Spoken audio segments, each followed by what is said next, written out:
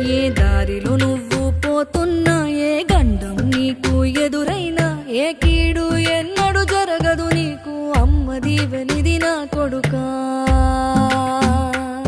ఈ దిక్కులు నీతో కదిలేను, ఆ చుక్కలి దిష్టి తీసేను, ఏ గాలి ధూళి సోకదు నిన్ను, అమ్మ దీవెనిది నా కొడుకా.